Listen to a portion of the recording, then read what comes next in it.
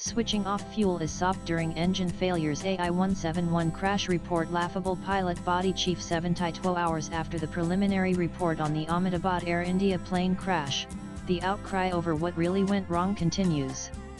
While the Western media blames the deceased pilots, the Pilot Association in India has condemned the Air Accidents Investigation Branch AAIB for suggesting that the pilots of flight AI171 were responsible for cutting off the fuel to the engine. Speaking exclusively to CNN News 18, Sam Thomas, head of the Pilot Association in India, called the report laughable and questioned the timing of the report's release, the reasons for not asking GE and Boeing to carry out further checks on the engine and aircraft, the partial release of the cockpit conversation transcript, and the lack of a timestamp on when the cutoff switch was first activated. Here are edited excerpts of the interview. What are the concerns about the report? Sam Thomas. The report was released on the 31st day after the crash, at midnight.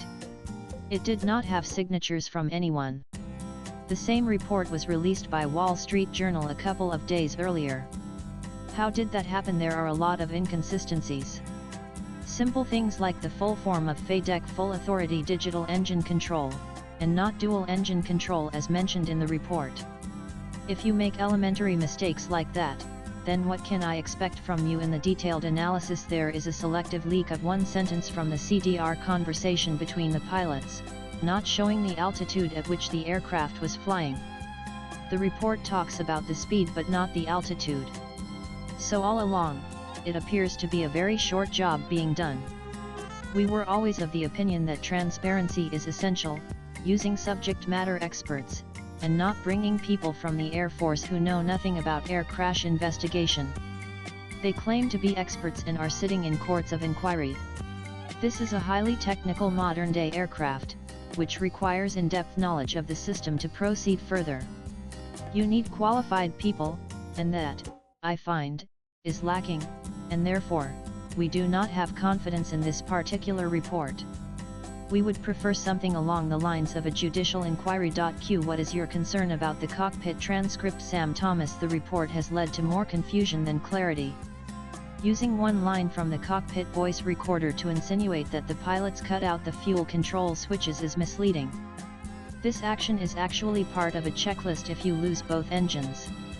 When you put out such a report that says nothing definitive and insinuates something else, it becomes open to interpretation.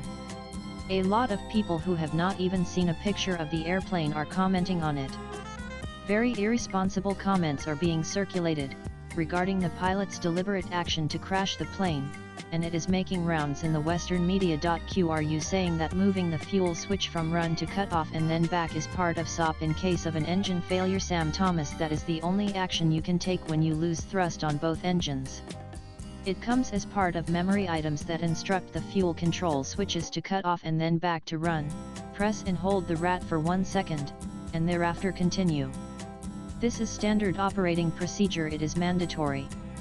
When someone cuts off the fuel control switches, it is in response to a checklist or an action, not something that they are insinuating. Why do you think AAIB has not made any further recommendations to GE or Boeing for further checks? Sam Thomas. The report is laughable. You don't give a clean chit to an original equipment manufacturer OEM during a preliminary report. It looks like someone dictated this report to someone in AAIB. They released the report in the middle of the night in India, but daytime in the US. So they could be catering to that market. Is there anything amiss in the lack of a timestamp for when the fuel switch moved to cut off? Swipe left for next video. Sam Thomas. Yes, the report says immediately after the aircraft achieved maximum speed, the switch moved to cut off. Around the same time and immediately after are not the ways to write these reports. There is use of the word transition to describe the movement of the fuel switch. This is the kind of language used in the USA. If an Indian were to speak, they would have said the switch moved from run to cut off and back. All of these aspects make you wonder about the veracity of the report. Latest blogs.